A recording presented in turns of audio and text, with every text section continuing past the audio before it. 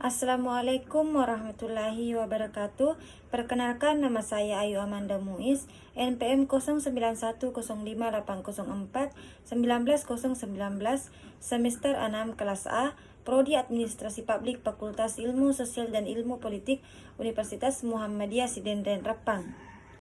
Baiklah, pada kesempatan kali ini saya akan memaparkan tugas dari mata kuliah kebijakan sektor publik. Baiklah, langsung saja.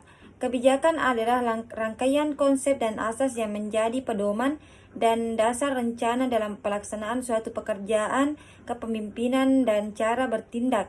Istilah ini dapat diterapkan pada pemerintahan, organisasi, dan kelompok sektor swasta serta individu.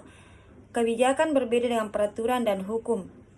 Nah, adapun contoh positif dan negatifnya dari sebuah kebijakan publik adalah yaitu contoh positifnya adalah sebagai pegawai negeri kita mendapatkan remunerasi, kenaikan gaji berskala atau kenaikan jabatan istimewa, dan instansi tempat kita bekerja sebagai pelajar atau mahasiswa akademis kita diakui, dan karena hal ini kita memperoleh beasiswa dari negara. Dan kebijakan yang paling membahagiakan baru-baru ini adalah PPKM dihapuskan. Adapun contoh negatifnya adalah nilai uang tabungan atau deposito yang kita miliki merosot tajam gara-gara nilai nominal mata uang rupiah tiba-tiba dipotong dari semula 1 juta rupiah menjadi 100.000 rupiah.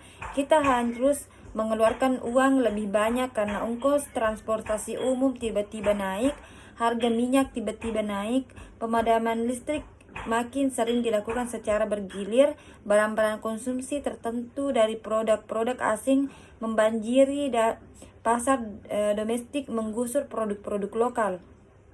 Rangkaian peristiwa yang baru kita sebutkan tadi sebenarnya dimaksudkan untuk menunjukkan eksistensi kebijakan publik.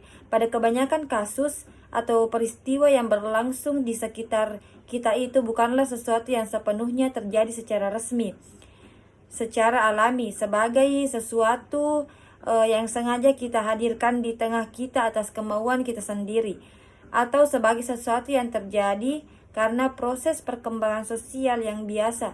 Dalam berbagai kejadian yang telah kita sebutkan tadi, kebijakan publik atau lebih tepatnya keputusan-keputusan kebijakan publik atau public policy decisions yang sesungguhnya telah menjadi penyebab timbulnya peristiwa tersebut dan kemudian memberikan warna tertentu terhadap berbagai aspek kehidupan yang kita jalani sehari-hari.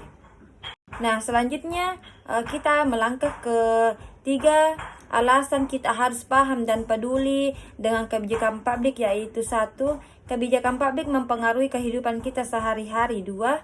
Kita mempunyai hak dan kepentingan untuk memastikan kebijakan publik bekerja untuk tidak dan bukan kepentingan politik atau ekonomi tertentu. Dan yang ketiga yaitu cobaan abad ke-21 lebih kompleks dan butuh kolaborasi lintas sektor. Nah, adapun menurut Profesor McMurray, kebijakan publik yang baik harus menyelaraskan 3 hal, yaitu 1. Memiliki dampak yang menyejahterakan publik. 2. Dirancang sesuai kapasitas operasional. Dan yang ketiga yaitu mendapat dukungan publik yang partisipatif. Nah, baiklah, itulah tadi tugas materi dari saya. Billahi fisabilil haq, fastabikul khairat. Assalamualaikum warahmatullahi wabarakatuh.